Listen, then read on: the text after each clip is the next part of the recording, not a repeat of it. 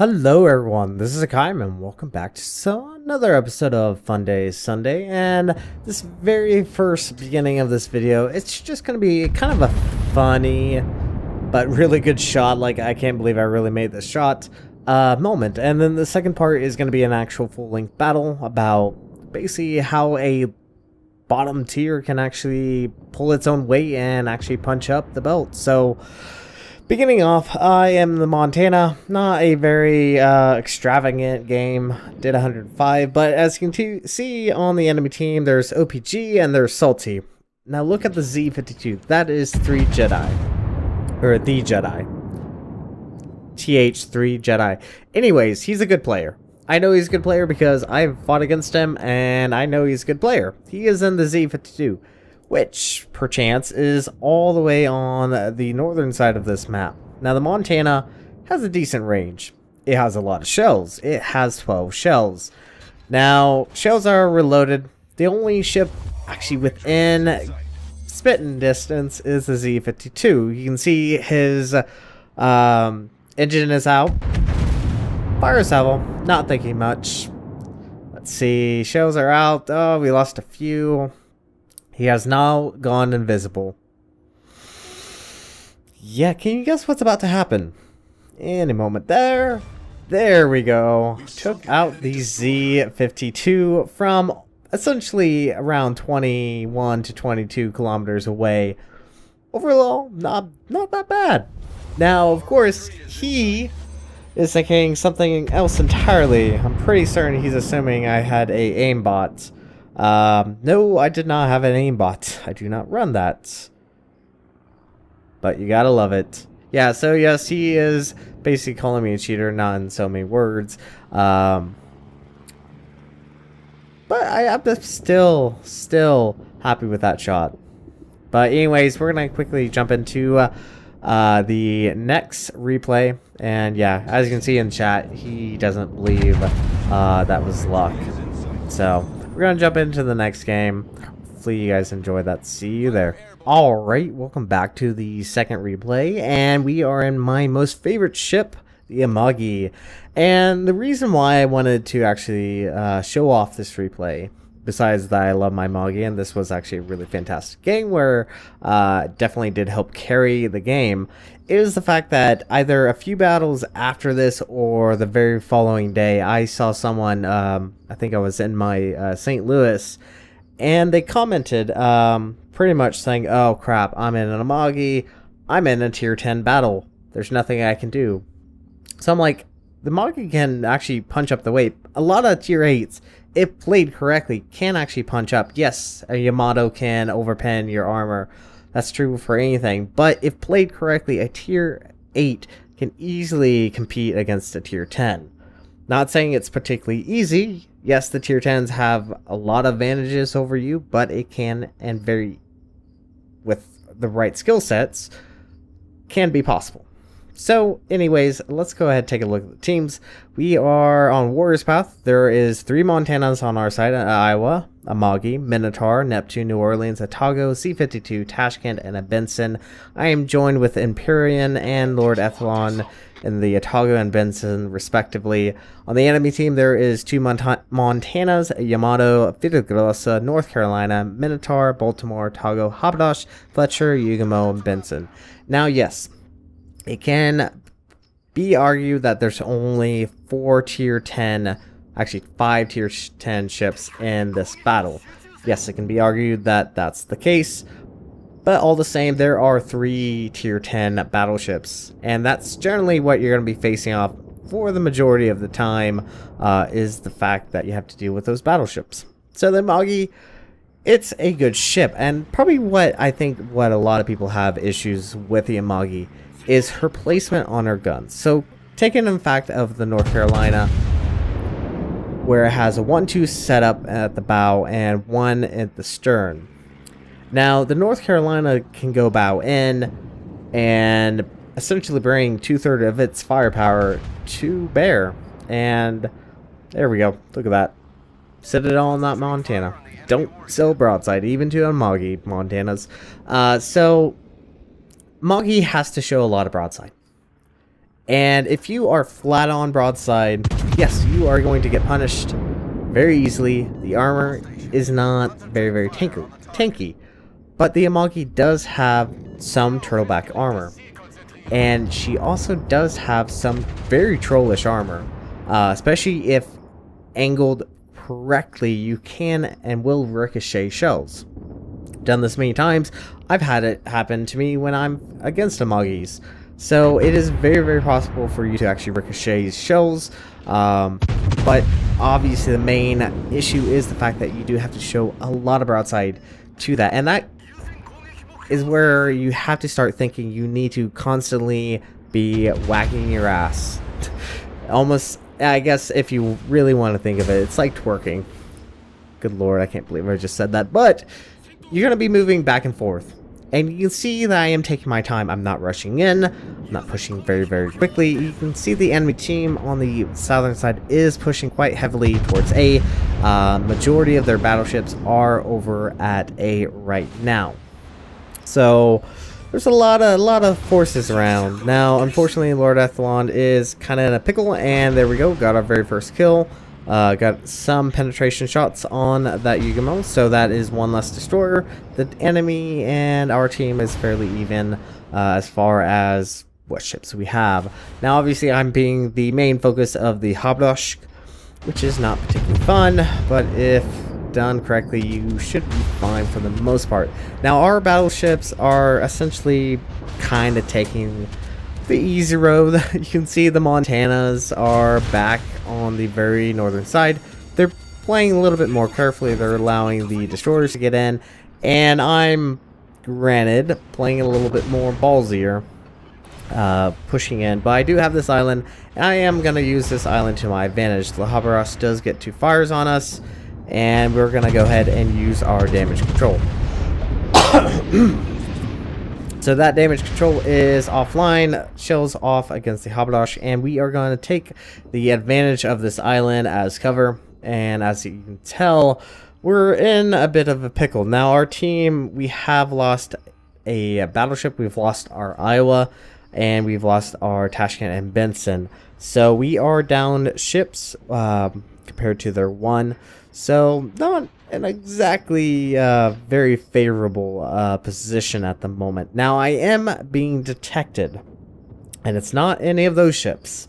So more than likely there is actually a ship out east of us that is spotting us, and I am trying to be a little bit careful. I do actually want to pull away, and finally we are no longer detected, and we should begin to get out of here. Now, there was a Fletcher around. Somewhere. Now, we do have Vilgrossa being highly aggressive right now. He's pushing through A. He is essentially being way too aggressive, but he's at least pushing. So I'll give him that. He's at least pushing. His team is starting to follow him up. You can see the North Carolina is coming, as well as the Montana. So they are pushing up. And here is where it gets a little bit interesting. Like I said, there is a Fletcher around. And the Fletcher, well, he's probably a little bit closer than what I would have liked. Yep, there's an enemy Fletcher. Torpedoes are away, it looks like. Actually, was that from the Fletcher? Yeah, don't think that's from the Fletcher, but look at those torpedo beats. Nope, that's not from the Fletcher. I believe that's from the Otago, actually. And fortunately, we're able to get away fairly unscathed. No torpedoes actually do land. And this is where the benefit of the Amagi is. So her firepower is split. Obviously, there are 5 turrets, 2 guns per turret. And the majority of her firepower is in the rear. She's got a big booty. So the majority of her firepower is in the rear, and if you are going like this, and this is actually a really good tactic, is actually kiting away. And this is where one good thing about the Amagi is the fact that majority of her guns is in the rear, and you can actually kite away. And it's a lot more difficult to hit a ship kiting you than it is for a ship coming directly towards you. So that's something to keep in mind. And I am going to pull away. We are kind of failing on this western side. Our forces are starting to push out east, And our team we've lost a few more ships. North Carolina comes around. Look at that damage. 11,000 points of damage. Disabled at least one of their guns, which is pretty nice. So, front guns away at this Baltimore. And we get a measly over penetration, which is not particularly what I wanted, but at least we are able to actually kind of pull away. Now, it does look like the enemy Minotaur is trying to focus us. Guns are on the Montana, who's showing us a lot of broadside. I do open up, unfortunately, but fortunately for us, better yet, 16,000. That's a nice damage roll. Would have been nice for a Citadel, but that's alright. Montana, almost every battleship is fairly behind islands, so showing that broadside was not that big of a deal. You do have to be very well aware of your positioning. Don't want to show broadside, just try and get guns off against the enemy target. Don't get greedy. That's just will end in your death. But as you can see, we kind of finally saw the Yamato. There's the enemy Yamato, who's still kind of south of B. And I will have to say this definitely did help us out, is the fact that their Yamato was extremely passive. He was extremely passive to the fact that, well, I mean, he really did not offer a lot of assistance. Enemy Montana showing us a lot of broadside. Gonna go ahead and get our guns reloaded. I am once again angling away. Shots out against a broadside Montana. Yes, Montana, do not do this. This is a very bad idea. 2 Citadels knocked out, 40,000 points of health, and our friendly Montana back behind. And this is what I'm saying. And yes, you could probably argue saying that the Montana, yes, is a squishier ship. But even against a Yamato, or even against a Kurfürst, broadside targets like that, yes, you can definitely attack, definitely do damage. And not a lot of high tier battleships will actually think, oh, a low tier battleship's firing at me, I should be fine. That's kind of the thinking sometimes whenever you're in a high tier ship. You don't think the lower tiers actually is able to do that much damage against you. Now, I'm not saying this is going to be always the case, but it seems to be. Like, I will sometimes think I'm in a higher tier ship, I will do better off. And sometimes lower tier ships will do a far better job. So, do switch our attention over at the North Carolina. Our team has kind of crawled back. We were at a deficit, but we are crawling back. The enemy team does have 2 caps, which is unfortunate, but we at least had one destroyer go over to sea and is helping us keep afloat, which is good. North Carolina getting... Oh, well, I guess he just really wants this Minotaur dead, because he's showing 2 battleships a lot of broadside. Probably is going to get the Minotaur. If not, the Minotaur is going to get him. Yep, they essentially killed each other. Completely created opposite reactions, so they're both now dead. And, oh boy. Oh boy. Well, looks like the enemy gearing has finally shown himself and dropped a spread of torpedoes.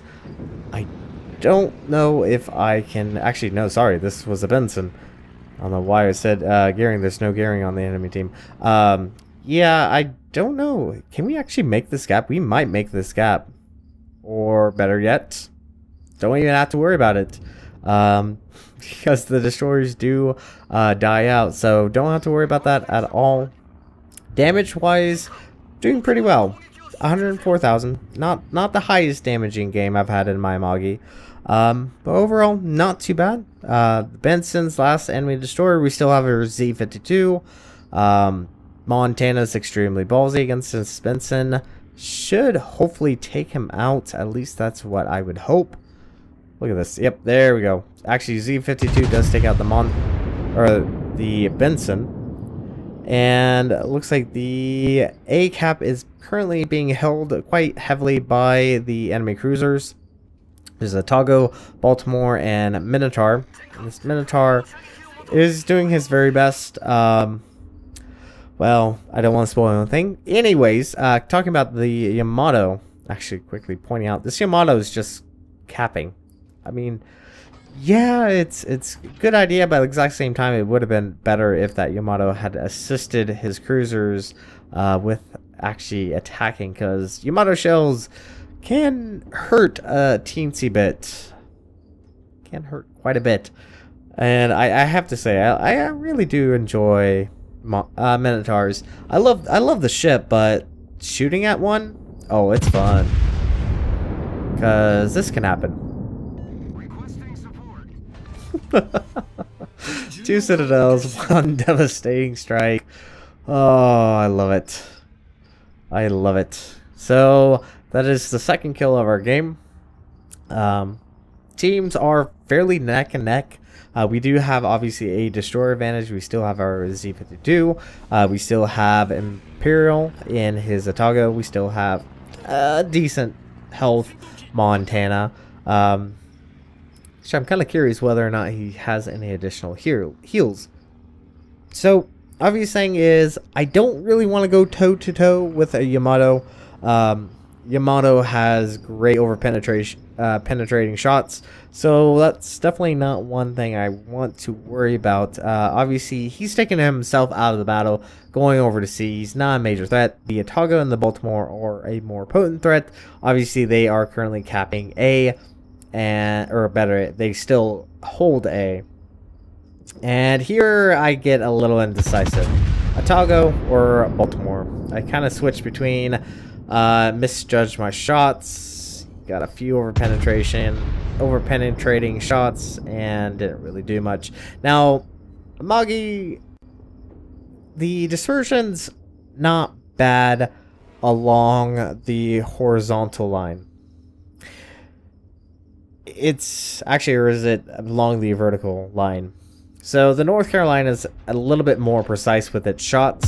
Amagi is fairly decent along the vertical line. The horizontal line is where it has issues. Now, I might be wrong about this, so do correct me in the comments down below. But overall, the Amagi, the North Carolina is just a teensy bit more precise with its guns than the Amagi, but still fairly precise overall. Now, obviously, as you saw there, we did take a hit from the enemy Yamato, and yeah, that did hurt, did knock out a gun, but fortunately did nothing to actually destroy it. And it looks like he is still aiming at us, sitting in the background.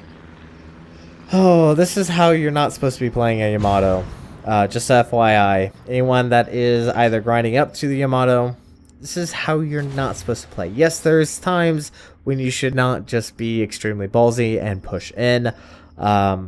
But at the exact same time, you do need to support your team. You're a battleship. You are the Yamato with the very big guns that can do a lot of damage in one salvo. So do keep in mind, this is not the best example of a Yamato player. Yamato play, so do keep that in mind. So Yamato, last enemy on the team. There was about 3 minutes and a half left, and Z-52 is trying to push his luck. He's trying to get some torpedoes off. Might have taken off a bit more than he could chew. I think he might be able to survive. He does take a pretty big hit there. Lost a good chunk of his health. And, well, Yamato is fairly full health, actually. Keep in mind, he's actually fairly full health. He's only lost about 30 points of health from his ship. It was a weird way to say that, but he's only lost about 30,000 points of health. So, fairly full health. Probably even has heals to spare, which I actually do. I probably would have healed right now, just to ensure that I would have some higher chance of success against this Yamato. And it looks like he is healing right now. Let's see. Well, I guess let's go ahead and put a bet down. Who's gonna win against a Yamato versus an Amagi? Let's see. Let's see who will win. Amagi, decently sized shells, obviously not as big. Has to show a lot of broadside. Yamato, captain, not really. 2/3 of its firepower is in the front. Doesn't does not have to show a lot of broadside. There we go. Very first Citadel. Big chunk of health off his health pool right now. Now, this is what I would have done with the Yamato. I would have turned in towards me, and instead of just showing me a big old broadside. So, overall, not a bad game. So as you can see, not a bad game in the Amagi, considering there was 3 tier 10 battleships, one including a Yamato. 176,524 points of damage. We earned Confederate and Devastating Strikes. We did 7 Citadels and 3 kills. So, like I said, once again, the Amagi, or better yet, any lower tier ships, if played correctly, and hopefully, better yet, if you have a supportive team, you'll do fairly well. You can even easily carry. As you can see, we did a base XP of 2,463. We did almost 30,000 against the Minotaur, around 25,000 against the Yamato, around 3,000 against the Yumo, 41,000 against one of the Montanas, 33 against another, 19 against the North Carolina. So that damage definitely did rack up, and that was all due to armor piercing. There was no high explosive, as I see sometimes in certain battles. Lower tier battleships will just spew HE. Yes, there are times to use HE, but at the exact same time, there are very good opportunities with armor piercing, as you did see there. No high explosive used whatsoever in the making of this video. But overall, like I said, you can do it. You gotta play correctly. Yes, I understand tier 10s have a lot of advantages over you. Bigger health pool, bigger guns, faster reload. But you just gotta try. That's all you can do. I'm making a really weird pep speech. But anyways, this is gonna be it for this video. Thank you guys so much for watching. And if you like what you saw, hit the like and subscribe button. You guys have a great and fantastic day. Zaijian.